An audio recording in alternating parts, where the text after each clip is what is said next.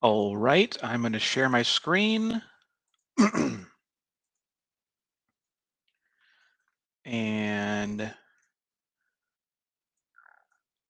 we are recording. So thank you for joining. This is the first of what will be several sessions that will be going into the what is still called the Pardot Consultant Exam. I know that that's going to change to the account engagement consultant exam. I don't know when, but until then, just is what it is. Um, so this is to kind of do a dive into the Pardot consultant exam, the different exam series, the different exam sections, and um, I haven't added all of them yet. There will be several more coming. There are 2 additional that are scheduled, so I encourage you to have a look at those. Those will also be recorded. Um, so um, first thing I want to kind of say off the bat is that to not kind of nothing that I'm saying or doing should be interpreted as anything related to like a guarantee. Like I can't tell you with any certainty that the things I'm saying are 100% going to be on the exam.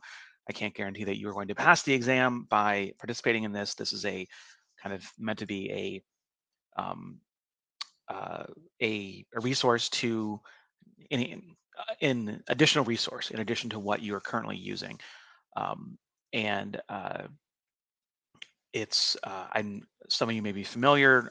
Myself and Laura Black did a Pardot Specialist series last year that we got a lot of positive feedback about, and Laura will be back. She'll be doing the email marketing part of the exam. So it's going to be spread out over a period of time. So it's not going to be like an every 2 days, like we're going to have one. It's because there's a lot of people involved. I was able to get a lot of really great people who were able to agreed to participate and to share some of their time and experience. They're all certified Pardot consultants who have all gone through the exam, some more recent than others, but they're all people who have with good experience, skills, and more. So with that, the what I'm going to be doing is presenting about um, the first topic in the exam. The topic is called evaluation, and this is probably one of the more difficult topics to present about and to study for because this is kind of this is very consulting heavy. It's more it's less of a something to be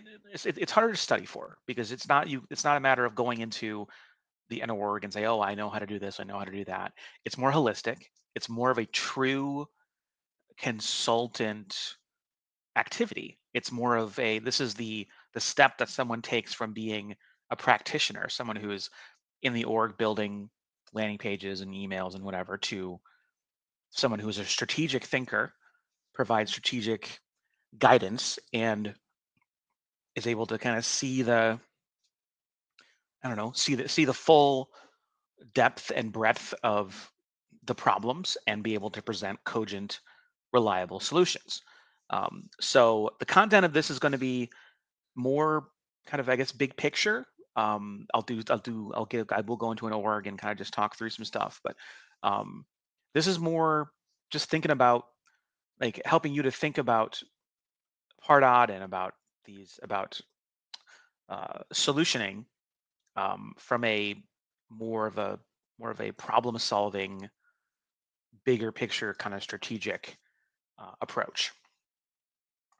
So, bit about me. I lead the Pardot or Marketing Cloud Account Engagement practice at BDO Digital. We are a Salesforce partner, and we don't exclusively do Salesforce. We cover all the main um, marketing automation platforms, Salesforce, a lot of Microsoft. Um, it's kind of a full technology services firm, and I'm within the what's called the demand generation division of BDO Digital. If some of you may be familiar with a company that previously existed called Demand Gen. Demand Gen was acquired by BDO Digital, and I am with BDO Digital in the demand generation side, specifically over Pardot and the Pardot Salesforce practice. Um, so yeah, that's a little bit about me. I lead the Tampa Pardot user group, and am overall pretty involved in the community. Um, I've done a few of these, so you may have seen videos around. So I want to also make sure that you guys are checking out the exam guide. It's you could probably just grab the link from here, or I'll whoops, nope, I can't. I'll put it in the chat or something at some point. You can also just Google it and find it. But I would definitely check it out, have a look at it, make sure that you have a clear sense of the kinds of things that they're expecting. One thing to note is that if you do not already have it, the Pardot Specialist certification is a prerequisite to be eligible to sign up for the Pardot Consultant exam. So if you do not have the Pardot Specialist certification, it's not that you can't do the exam, that's just you have to do that first. So just as an FYI, that is a requirement, but you're certainly welcome to continue on here and take in all the information here. But definitely go look at the exam guide. So the evaluation um, topic is it's had the questions related to this have a weighted value of 17%. If you're if you're eligible to take the consultant exam, it means that you've taken a Salesforce exam in the past, so you're familiar with the weighting and how it's not a straight line when it comes to identifying questions that are more or less valuable. Um, but these do have it is a fairly decent weighting. There are some that are obviously weighted higher in the 20s, 20 plus percentages. But this is a unique topic because it is strategic in nature. It's very, like I said before, it definitely is less it's less about can you build the things and more do you understand how holistically how all these things work, and can you present a strategy. And that's what these two topics here are. Given a scenario that includes an assessment of the customer's current Pardot and Salesforce landscape as well as business objectives, analyze and make recommendations on a path forward. And the second piece, design a strategy to identify customer needs based on marketing trends using currently available tools and methods. So big picture, like kind of there's a lot there. So what I'm going to do with this is to try and help you to think about things in that way. Um, I did not include any sample exam questions because I don't want to give the impression that that should be taken as an indicator that those kind of questions or question like it will be on the exam. I just would like you guys to take this in and kind of recognize that that's kind of how you'll need to think about the material and big picture. The consultant certifications, if you have not taken one before, are they are by intention more challenging because it's not a can you build it? It's do you understand why you're building it, and can you make a recommendation that is the right one? Giving a series of options, which one makes the most sense, leveraging all the tools available to you. So it's a bigger thing. Um, as a consultant, I would consider this to be the discovery phase. If you've been a consultant before, you know that this is, or you have either worked with consultants, been a consultant. Um, it's when you're putting together a scope of work, you're trying to digest um, the needs, the situation at hand. This is the this is what discovery is. It's going in, hearing out everybody, listening to the requirements, listening to the stakeholders, just being kind of a sponge. And that's what this first is given a scenario that includes an assessment, make a recommendation on a best path forward. So you're listening, you're providing, and then once as you gather information and you ask pointed questions, you'll then come back and say, okay, I have a recommendation. So I consider this to be the consultant kind of 101 getting in the consultant headspace part of the exam.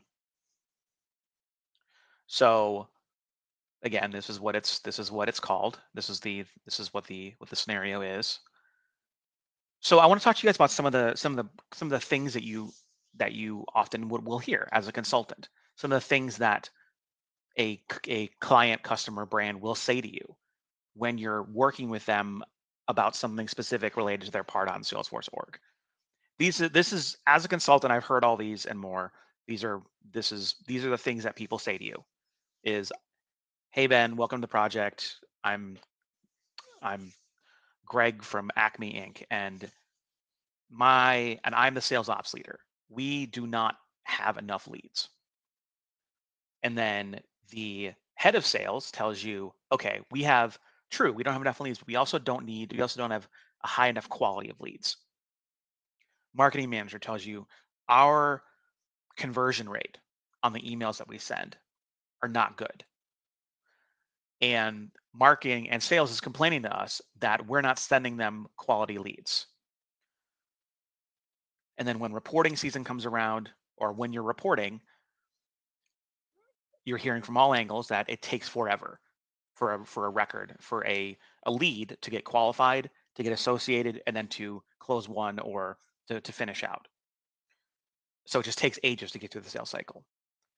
Others are saying we don't do any nurturing, and I see this a lot. I see a lot of clients, a lot of companies that they have Pardot, they have Salesforce, but they have not developed an actual nurturing plan. And when I say nurturing, I mean someone comes into your database, there is no process through which to like send them a series of emails to gain more information about them, to triage them to the right people, to get them to a place where they are sales ready or they can be put into a specific kind of category for future marketing and segmentation.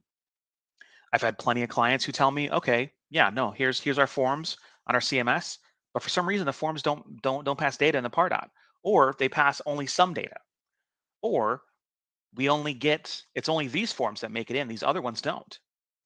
And I hear all the time about a webinar. The webinar platform doesn't work with Pardot, which on its face is probably false, but people don't know what they don't know. So as a consultant, these are the kind of things that you hear. And these are the kind of things that you need to think through. So, okay, person X tells me that the webinar or platform does not work with Pardot. I know that to probably be false, and there's usually there's usually a reason. They've hit a wall and they don't know how to get over it or get around it. So what you think through, say, okay, what is the webinar platform? Am I aware of any existing integrations that exist? Yes or no? Are there any middleware integrations out there that would be a good fit? Do they have any budget for something like that? What are the other tools that they're using? What do they want to do with the webinar leads that come in? How could we get them into Pardot to be able to do nurturing, to pass quality leads to sales, and so on? These are all things that you hear about when you're going through discovery. Is hearing about all the problems, and people, it sounds like people are just complaining because they are. They've got a laundry list of things that they're unhappy about, that they feel like needs to be fixed, and you have come through the door. They've been told to fix it. So that is your kind of role as a consultant, is listening to all of these different complaints, documenting them, absorbing them, and then developing a plan to address them, figuring out which are the most dire need that need to be addressed, and which ones can be solved together using a single solution. Some of these are related. The conversion rate's not good. We need more leads. We need better leads. The quality of leads that marketing sends is poor. All these things can be solved with a specific solution. Typically, it's going to be lead scoring and grading, and then also looking at your marketing, your segmentation strategy, how you're doing outreach. Are you emailing to the right people? Are these records good? Have they been cleansed? There's all these different things that you think about when you get asked that question. And that's why this part of the exam is hard to study for, because it's not a matter of just seeing a thing that needs to get done. It's a matter of thinking about a lot. And that's why it's hard to study for this if you don't have if you lack hands-on experience with the tool in a scenario where you have stakeholders who are asking you to fix things or asking you to develop a strategy, because it requires strategic thinking in a way that not that is a real level up from Pardot specialist who's only in the tool once a week or once a quarter or something, or not in it at all. This becomes harder. The next part of it is, okay, I'm hearing the problems, understood. But what are the things they want to be able to do? What are the realities on the ground? In addition to things that they're not happy about, what are the realities that they're dealing with? You could hear, yes, I need more leads, better quality leads, but my budget got shrunk by 20%. And so I can't run as many LinkedIn ads. Or I had to get rid of one of my tools that I was using for whatever reason. But I still need quality leads that I can pass to sales. This happens a lot too. We acquired a new company and need to integrate them into our org. That sets off in my mind all kinds of questions. And I deal with this a lot. I've got a few clients now that they have brands that they're trying to bring over. This is a standard migration. Like if they're on HubSpot, they need to go to Pardot or Marketo to HubSpot or Pardot or whatever. Um, these are the things that they'll ask you about, saying, "Hey, I need you to help me develop a plan." And I'll be honest, this question that I wrote here, I wrote it because I remember when I took the consultant exam. This was one of the questions: was what is a recommended path forward? That they have their company X is acquiring company Y. Company Y has an email campaign that goes out that can't be interrupted in the midst of the migration from one org to another. What is the best? What do you recommend as the path forward to allow them to continue sending emails while also doing the migration? What are the things to consider, and what is the recommendation? What is the better? What's the best way to do this? So that's a kind of a big picture. It requires you to think about best practices, about what Pardot is capable of, about ways to segment data in a way that you're still able to meet the requirement of sending out this email while also continuing your migration plan.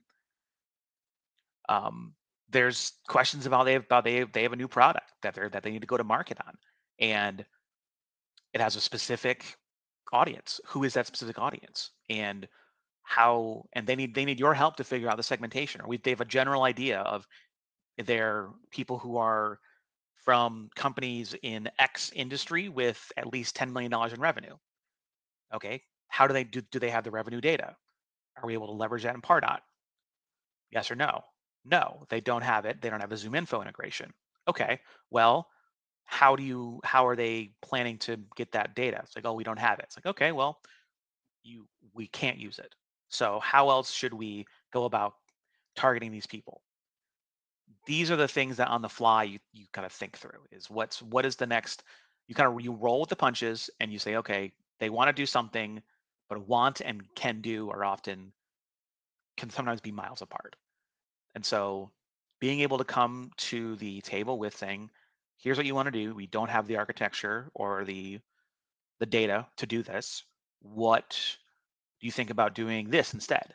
Evaluating based on opportunity value, based on value of recent opportunities that were closed won, because Pardot and Salesforce integrate with opportunities. That is a second option, saying, okay, well, since I can't give you revenue because you don't have that data, what other number can I use?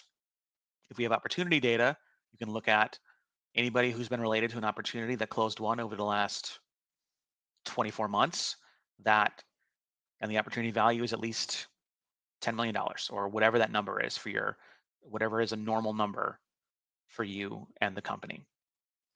Um, Happens also a lot. Saying we bought demand base. We need to figure out a way to make it work with Pardot.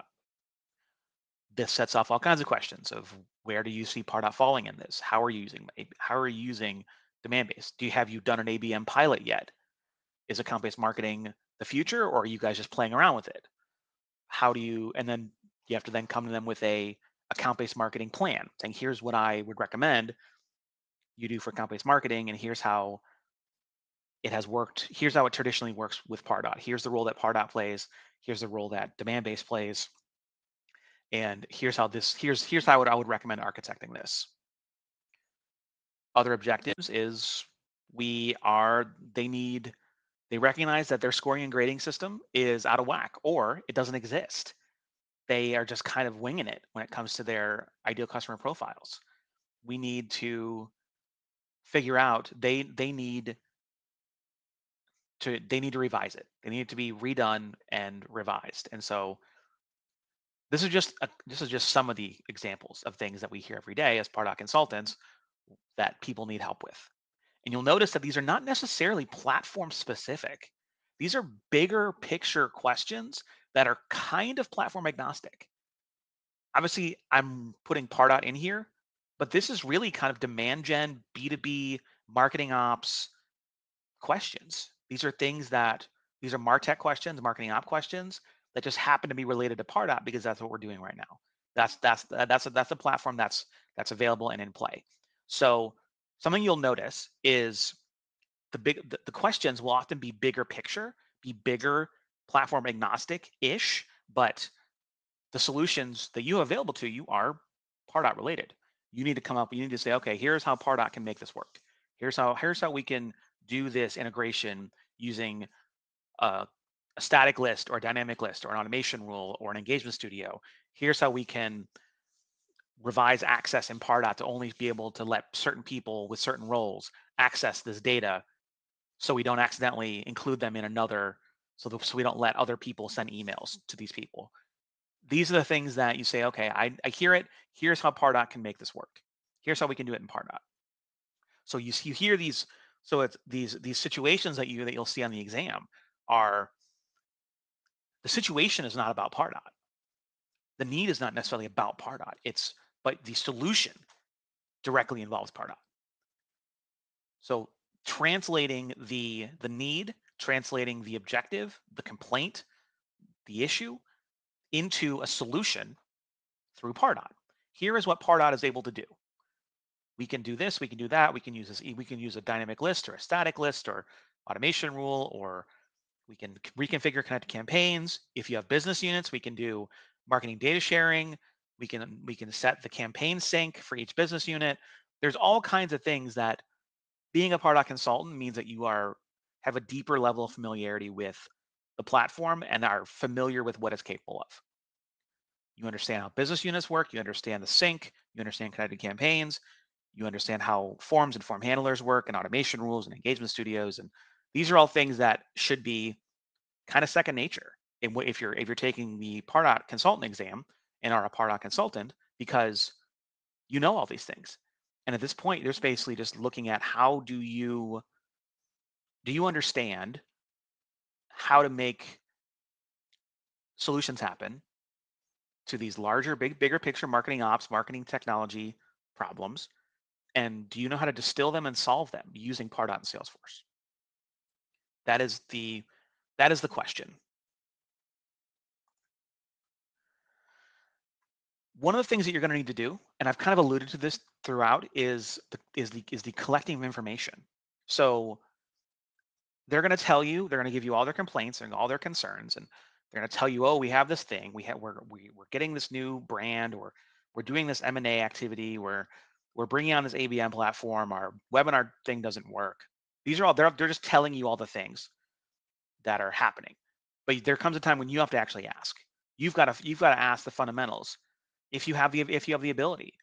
Often in discovery, if you've got the kind of the blessing and like the luck of actual having time to do a proper discovery, interviewing stakeholders, understanding where they live in the process. What does it look like from their point of view?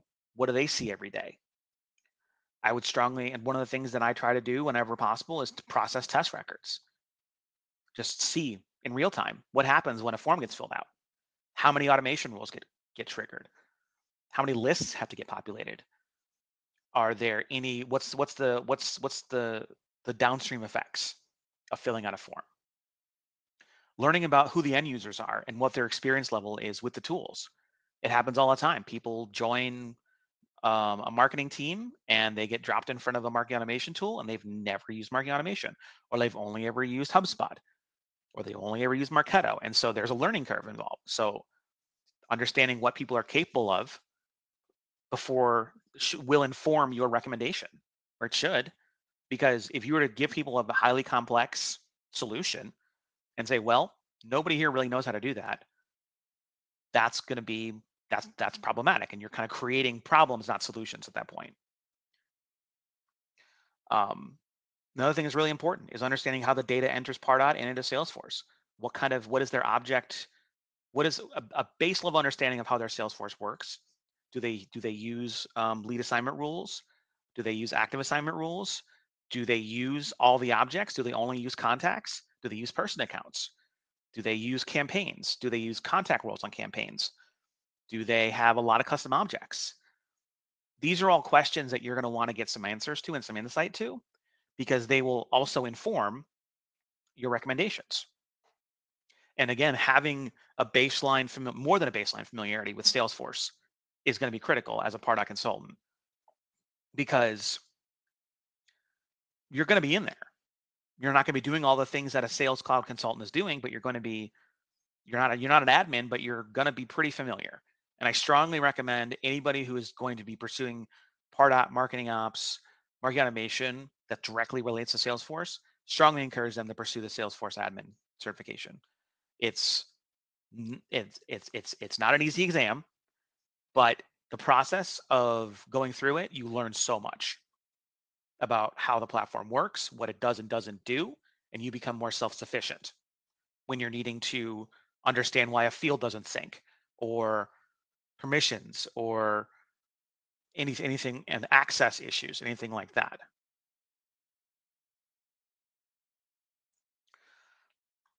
So you're collecting information from people and also your own observations. Ask to get a walkthrough of the tool that they're using, if this new tool that they bought, whatever it is that you can get your hands on is going to be critically important. And that's part of the process of collecting the information ahead of developing your recommendation and your plan. Now, this is something that I wanted to include. This is a little bit of slideware from BDO Digital. Demand Gen BDO Digital developed what's called the D3 methodology. It's basically a demand center: demand creation, demand expansion, demand expansion, creation, management, I believe. And they have this thing called the maturity curve. And so as part of being this kind of fits into what I was talking about earlier around being able to evaluate where the organization is. Are they at the very beginning? Do they have a poor data structure and integrity, non-integrated MarTech stack, random content, no standardized lead processes? Or are they a little bit better? They know their data issues, they're working on planning, but they have manual campaign measurement and gaps in content. Or have they figured themselves out a little more? These are the kind of things that you learn while going through these conversations, and you start assessing and making mental notes of they have campaign reporting. Cool. This is good to know as part of my recommendations. Do they have buyer insights? Cool. Do they have ICPs? Great. Or are they like killing it on all levels? And in that case, I mean, there's not going to be a lot that you're going to be able to recommend. This is where this is kind of rarefied air for a lot of organizations, because most companies don't get here. It takes a long time to get here. Um, but I found this curve to be very helpful when thinking about and kind of identifying where people are in the process. And these are all questions that you, as the Pardot consultant who's working on their sales operations process, their sales management, their lead gen, their marketing automation, their nurturing, the content strategy, figuring out where they are on this maturity curve is helpful to you, because it'll tell you a bit more about where people are, where the gaps are, and how far they have come and how far they have to go. So the next part of this is you've done all your intake. Now you need to design a strategy to identify customer business needs based on marketing trends using currently available tools and methods. So you're going through this process, say, okay, here's what I learned. You share what you learned in your discovery, and you surface anything that you found that was not mentioned as a concern. That happens all the time. People will only tell you what they see every day. But when you go into an org, when I do a Pardot audit, I find things all the time that are like that they haven't encountered yet. They haven't seen, they haven't pushed the right button, or they haven't had a data sync that was gonna cause this issue. Surface anything you found that wasn't mentioned as a concern. Validate the concerns presented at the outset when and where possible. So when you're going through this, say, yes, I see that your lead scoring and grading is not up to date. The last time it was touched was 3 years ago. Yes, I see that you do not have very much in the way of content. I don't see any engagement studios running. There's no nurturing going on. Basically, just confirm what it is that you can confirm, and then identify bigger issues. So I've had clients where they had no idea that their that Pardot was not setting cookies on anybody. It was all the form fills were just coming in as just a form fill. There was no information before and after. There was no cookieing, nothing. These are not things that Pardot really will tell you unless you're looking for it. So raising bigger issues. So 2 and 4 are similar. I'm kind of putting more of identify issues that you want to know more about. This is one of those things where it's like, is there a reason why this isn't happening? And this is where you start learning downstream. For example, I've just from my own experience, this is where you learn that there's a form fill that happens, but after the form is completed, it passes into a third-party database, and then the database posts to Pardot. But because of that happening, you're severing the cookie connection, and so there's never any data that's going to be passed because of how they've architected themselves. So making clear that that's why that's happening, and confirming that's how it has to happen, is one of the things that a Pardot consultant would do. They would identify that there's a reason, that is there a reason why this isn't working, hear them out, and then kind of move forward. This is something that I took from a previous version of this presentation. Um, it was done by um, our friends at Salesforce Ben, um, and this is an example of a customer journey kind of schematic or kind of flow. If you were asked to put together a customer journey based on everything you're hearing, this might be what it looks like. So from awareness to investigation to evaluation to committed, whatever their stages are, you include content, for example, that match that help them make decisions about their content strategy, their email marketing strategy, their landing page approach, what to gate, what not to gate, and how things need to flow. So this is an example of a customer journey that you could put together after you hear all of the best practice, not best practice, after you hear all the concerns, the complaints, um, the issues that are raised. You put together a example customer journey based on what you've heard. There's also the Pardot side of it, the Pardot journey. How do you go about? What are the things that you build in Pardot to do this? So this again requires a deep familiarity with the core platform and what it is that it can and can't do. So attract and capture. Use custom redirects to track advertising and third-party clicks. Use forms to do lead capturing and social posting if you have to, using connectors. And then once you get them, use engagement studios as in white papers. Upload your files to Pardot to track views, and make sure that your webinar connectors are set up correctly to then put people in these nurtures and to move them forward. So now that they're in the evaluation, you use page actions to track visits to the pricing pages. And then you change engagement studio programs based on the opportunity status for your prospect. Saying, okay, now as they go from evaluate to proposal, you put them in a new track that changes up the content that they're receiving, the frequency, the content, the type that continues to nurture them while they're talking with sales and negotiating. And then once they've committed, now you've got opportunities to do onboarding, nurtures, upsells, cross sells. So you take the customer journey, the bigger picture concepts, and then you turn them into Pardot functionality. What has to be built in Pardot to support this? This is how you think about the world and solutions and problems as a Pardot consultant. And when you're in this evaluate step of listening to the problems and the solutions, you could build out one of these that addresses 3 of the concerns. It doesn't have to be a journey. It could be, here's how we would go about improving scoring and grading. First step, stakeholder conversations. Second step, documenting everyone's positions. Third step, assimilating all these positions. Fourth step, a distinct document that includes our recommendations. That's the kind of thing that you would go through as a consultant when you're going through the evaluation process, through to assimilating, and then to producing a recommendation. And then once you have the recommendation approved, you then go into building it in Pardot. I have to create all the profiles. I have to create all the automation rules, to create the criteria, do the grades trigger any nurture programs, build an engagement studio. Are there any files, white papers, and so on? And then eventually, if you're doing a qualification, for example, you say, okay, at the end of it, now that they've met the scoring and grading threshold, I'm going to now kick them to Salesforce, so sales can begin to work them. That's just one example of how you would take something like this, have the big picture, then the how you would actually architect it, and then out the other side being the actual solution.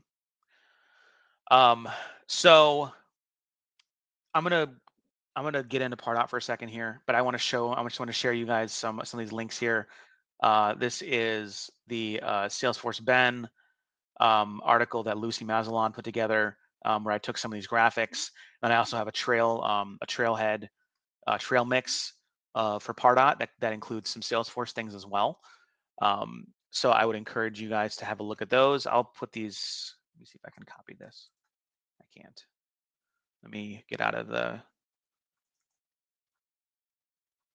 Hang on. I will. Okay, there we go. Put these in the chat. And then the trailhead mix I created.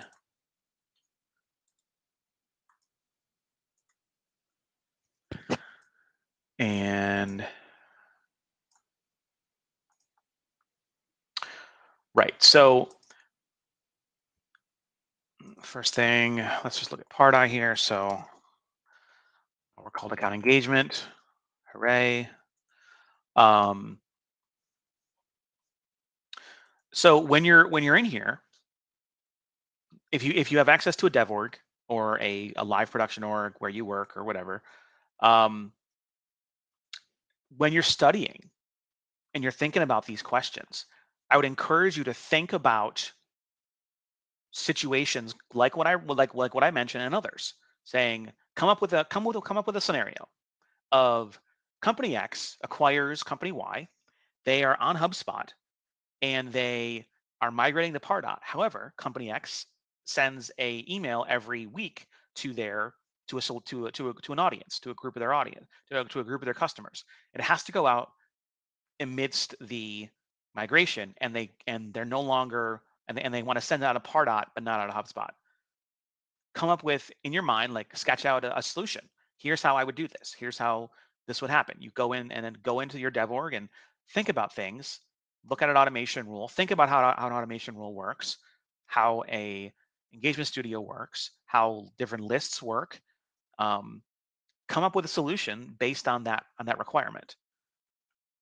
Think about integrations. Think about how different webinar tools integrate or don't integrate with Pardot. How you would need to bring over data. These are, if you have an org, just the best way that you can study for this is to think about these scenarios, because this is all scenario specific kind of questions, and that's what those questions will kind of take the form of. Is given a scenario like company X is acquiring a company, or company X is going to market, or company X has problems with their scoring and grading, or any of the questions that I mentioned, and then get into a Pardot.org and just kind of start either sketching it out or mentally just kind of going in your mind saying, okay, the first step I would do is this, and then I would do this, and I would do this, and I would do this. That is that will help you get into the state of mind for how those questions are going to be structured, because you're going to be listening, evaluating, digesting, producing and then producing a recommendation. So that's really the best advice I can give you about those, because there isn't anything I can show you. Just be familiar with how Pardot works, what it can and can't do, and think about these bigger picture needs. If you've ever encountered them yourself, as someone who is who's worked with consultants or have been asked things, or if you had to build a specific solution in Pardot to support a business need, what did you do? How did you do it? These are the kinds of questions that you'll see, and you'll have to be able to think through. And so what catches people kind of flat-footed is when they haven't thought about Pardot in that way, or they haven't thought about marketing automation and marketing operations strategically. And so they're like, oh man, I have no idea. How would I even go about bringing a migrating? I've never had to migrate before. And they start freaking out. Migrations happen all the time. These things happen. I mean, the issues with leads, with lead quality, with lead nurturing, with lead scoring, with um, with uh, the funnel, all these things are things that happen all the time. And so you, as a consultant or somebody who is certified as a consultant, this is a question that people would ask you, saying, "Hey, um, I don't like I don't understand why sales is upset about my leads that I'm sending them. What is it about them that they don't? What is it about them that aren't good? Like everybody here, um, um, everyone here is met the MQL. Everyone here has 75 points. But if you dig deeper, there's a form that has a completion action that gives everybody 75 points if they complete it, whether or not they're any good. But you're just following the rule. 75 points, MQL. You're gonna have to come in and say, listen, this is not good. This is giving you this is putting off bad data. This is putting off bad quality. You have no they should have no confidence that this is any good. It's it's understanding the best practices of scoring and grading, best practices of lead management, lead routing. These are things that Pardot consultants will encounter every day. And it's perfectly reasonable that they'll find them that they will end up in a in an exam question. Something else to think about, I didn't really cover it here, but business units. That is the thing that is very popular right now. And as a Pardot consultant, I'm in them. I deal with them every day. Understanding how Pardot business units work, what they can and can't do, what they what their limitations are, what's possible, use cases. Thinking about use cases of a Pardot business unit. These are all things that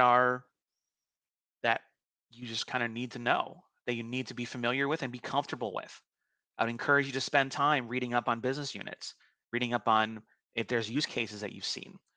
Like I can go into settings, like understanding where to even go in settings. Like the like it's not even in Pardot. Like business units are in setup, but in order to switch between business units, you go into setting and you go to the BU switcher, BU1, BU2. Understand what makes a business unit unique from another business unit. What do they share? What don't they share? Um, these are all things that I would encourage you to spend time with if you haven't already. Um, yeah, like when you go into account engagement, you just look at the setup and you see, oops. Oh, they've even changed this stuff since I've been here. So now they call it business unit setup. So understanding how to admin business units, understanding, I don't know how much, honestly, I do not know how much marketing app extensions are going to be in there. So I can't give you any advice. I would encourage you at least be surface level familiar with marketing app extensions. They're pretty technical, but I would expect them to probably be putting some stuff in there. You also may hear about B2B marketing analytics. Understand the benefits of B2B marketing analytics, what B2B marketing analytics can do that Salesforce reports can't do, and vice versa, because there are real distinctive differences. So being able to speak to why it's a good idea to use B2BMA versus why it's a better idea to use Salesforce reports. I think that was another question I got on my Pardot exam a while ago. Was it gave a situation where they were looking to get lead routing or some specific KPIs around leads or marketing or campaigns, and based on this, would you recommend using Salesforce reports and dashboards or B2BMA? So you would have to understand what B2BMA is meant to do, and what Pardot and what Salesforce reports and dashboards can do. So I know that I've been talking for a while. Is there anyone who has any questions? I know that everyone's on mute right now, but I think I can go in and put people in as a speaker. I don't know if there's like a hand raising option in here or not. So if you have a question, please say so in the chat, and then I can unmute you. But otherwise, yeah, I hope this was helpful. It's a harder, like I said, a harder thing to study for, because it's not a thing. All right, Andrew, I'll take you off of. Andrew has a question, so I will take Andrew off, and I will. Let's see, can I make him? Let's see if presenter mode on brings you into the fold. Stop sharing. Okay, Andrew. Hey, can you hear me? Yeah, I've never used multiple business units, but I'm kind of considering practical use cases of it for, say, leads versus clients, and how you kind of want to separate those two banks of prospects. Right. So your question is what's a use case for multiple business units? And sorry, I had the wrong audio source in there. So would you mind repeating your question? I missed the first part of it. Yeah, I'm just reading through the implementation guide of multiple business units, but what's like a practical use case or some common examples you see of companies using that? So some practical use cases of multiple business units. I mean, there's really the ones that I hear about the most are going to be either separation by brand or separation by geo. So Gotcha. a company is, I mean, think of it like if there's a parent company, let's say, I don't even know. Let's just think of a random large parent company, and then they have a bunch of brands underneath them. They need to be able to manage their brands. There you go. Frito-Lay, and then they've got a bunch of different brands.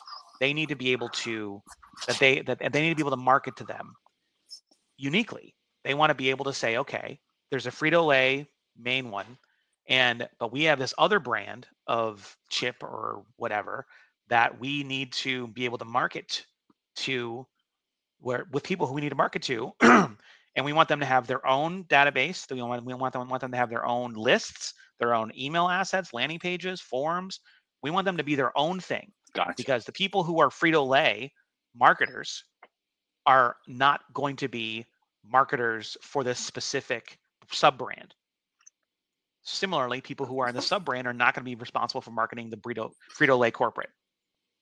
So it allows you to create some divisions and separates the two out. I have a client right now where they've got 10 business units, and they're a global brand, and they are how they've done it is they've done it by like larger business unit, and then within each business unit are a bunch of brands. So like if you've got a larger brand of, like, I don't know, you've got Like these people here, this company here does a lot does a lot of work with like HVAC, with air conditioning. Got a bunch of air conditioning brands. Mm-hmm. But they're all within the HVAC business unit. So you've got 10 brands or 5 brands within the HVAC business unit. Then you've got another business unit that is for I don't know, for tires. They make tires. They make tires for big rigs. But within there's like 6 different, they've got 3 or 4 different brands of tire for big rig. So they're organizing it at the top, like the big picture, what it is big rigs or HVAC, and then within each of them are brands. So they're kind of keeping it together by like top line product type, if you will, and then Gotcha. putting Yeah, that brands makes sense. in each of those. The other thing that is really beneficial about business units when it comes to the Salesforce relationship is business units allow you to separate and restrict the data integration between Pardot and Salesforce. You can create what's called marketing data sharing. And so if I'm in business unit, let me go back in here. So I'm in BU1. I go into my connectors, and I'm not sharing anymore. Hang on. If I'm in BU1 here, I go into my connectors and I edit my settings. I'm able to set user sync specific to this business unit. I'm able to set marketing data sharing. If you're not familiar with marketing data sharing, what this does is it allows you to restrict syncing with the lead, contact, and opportunity by specific field in Salesforce. So product interest equals, I don't know, HVAC. This will only sync leads with Salesforce in this business unit that have a value of HVAC in product interest. Anyone that doesn't meet that criteria in this business unit they'll be sent to the recycle bin in Pardot. If they get entered but they don't match that criteria at import, at form fill, whatever, they'll get automatically binned. It allows you to keep your individual orgs clean and separated by the topics or by the criteria that you're separating them by.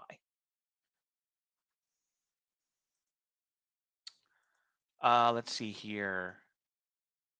Okay, yeah, that's at a high level. Again, I would encourage you to spend time on business units, marketing data sharing. I would not be surprised because it's old enough that it might find its way into an exam. Understanding how it works, what it does and doesn't do. Setting user sync. You can also set campaign syncing. So in this business unit, if I have multiple campaign record types, I can say I only want to sync the HVAC campaign type. So it's only going to bring in campaigns for connected campaigns that are related to HVAC, that have the HVAC record type.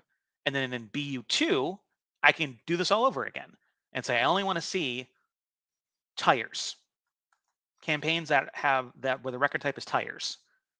And then marketing data sharing, leads where the field is tires, opportunity where the field is tires. So it only brings in those, and it allows you to be very rigid with your data separation in each business unit.